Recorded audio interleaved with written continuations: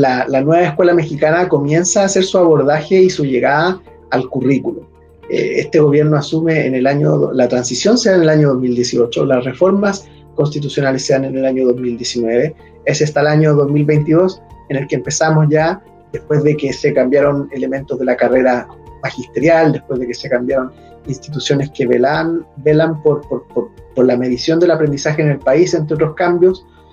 llega el momento de los planes de estudio, a propósito de transformar una herramienta que en México para la educación en gran parte de las escuelas es central, es el libro de texto con el que se trabaja en las aulas. Entonces, se trabaja la reformulación de planes y programas para ser fiel, para estar en sintonía con los principios de la nueva escuela mexicana que la Constitución va definiendo, con el objetivo de efectivamente llegar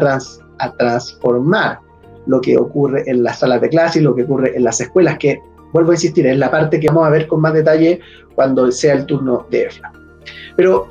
¿cuáles son los elementos centrales en la inspiración de este nuevo currículum? Primero, basarse de la construcción, de la concepción del currículum con una construcción social e histórica, no como algo dado, externo, ajeno a las comunidades escolares, sino como algo de lo que las comunidades escolares forman parte,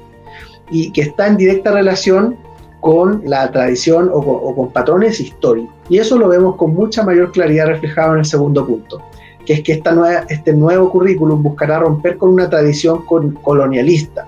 que básicamente planteó, por ejemplo, ¿no?, la idea de que socialmente la identidad mestiza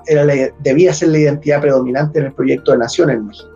y que empieza a hablarnos de otro tipo de aspiraciones filosóficas, como la de decolonizar o como la de desestructurar sistemas opresivos, que han atravesado, de acuerdo al diagnóstico de quienes elaboran este documento explicativo de la currícula, que atraviesan históricamente todas las etapas de México hasta este momento. Otro de los elementos de esta nueva escuela mexicana en el currículum se encuentran a continuación y tiene que ver con desafiar la idea de calidad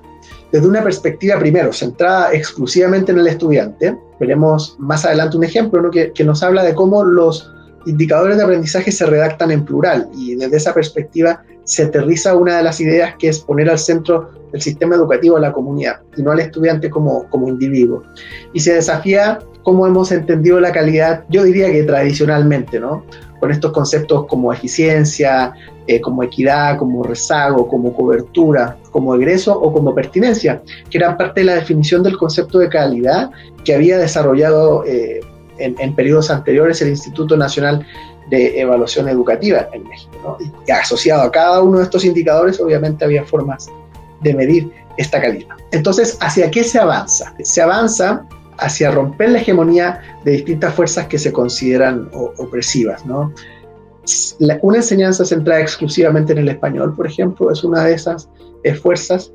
Otra es la fragmentación, lo que se considera una excesiva fragmentación del conocimiento, al dividir el currículo en distintas asignaturas, cada una con una propuesta curricular diferenciada año por año. Y donde también, por ejemplo, se busca desafiar la hegemonía, uno podría decir a esta altura instituciones, ¿no?, dentro del funcionamiento de sistemas educativos, como lo es el de las evaluaciones estandarizadas. Y como veremos a continuación, esto tiene mucho sentido cuando se entiende lo que se está proponiendo. Lo que se está proponiendo, como ya decíamos, era poner el foco en la comunidad, no en el estudiante, sino en la comunidad, y desde esta perspectiva plantear a los docentes como un agente de cambio para esa comunidad. Otro elemento fundamental de esta nueva propuesta son los ejes articuladores, que son ejes transversales que se manifiestan de distinta manera a través de campos formativos. Eso nos lleva al siguiente elemento, que es dejar de hablar de asignaturas y empezar a hablar de campos formativos, cada uno de los cuales incluye contenidos, progresiones de aprendizaje, orientaciones didácticas y sugerencias de evaluación, que es allí donde ya empezamos a ver cómo esto empieza a generar implicaciones en la pedagogía, y también cómo dejamos los grados anuales y pasamos a fases de aprendizaje, que en periodos multianuales, educación inicial, preescolar, primero y segundo de primaria, tercero y cuarto de primaria, quinto y sexto de primaria, y primero, segundo y tercero de secundaria, van planteando distintas fases de aprendizaje que reemplazan, como decía recién, a los grados anuales. Y todo esto lo podemos ver reflejado en la siguiente lámina, ¿no? Donde de alguna manera está esta idea de la comunidad al centro.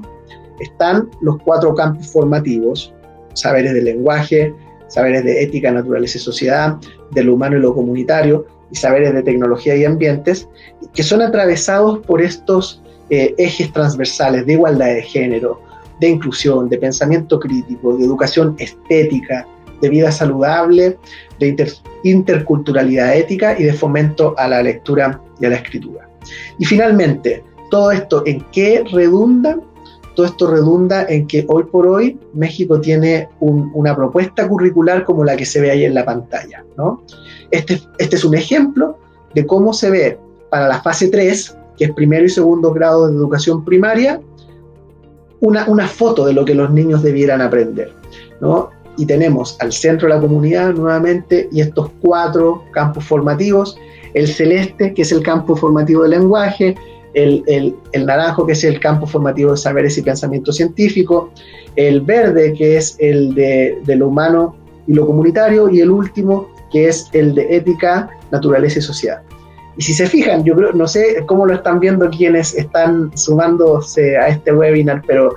si hacen zoom en la letrita podemos ver que están redactados en primera persona plural. Entonces somos parte, podemos lograr, somos capaces de este giro colectivo que seguramente lo mencionará Efra, ¿no? Plantea grandes desafíos para repensar la pedagogía. Una pedagogía que se sugiere ahora se basa en proyectos. Una evaluación que se sugiere sea formativa y colectiva, ya no individualizada. Así que todos estos elementos de alguna manera configuran el marco conceptual dentro del cual se mueve esta nueva propuesta curricular, con la que prontamente tendrán que saber interactuar las maestras y los maestros en México.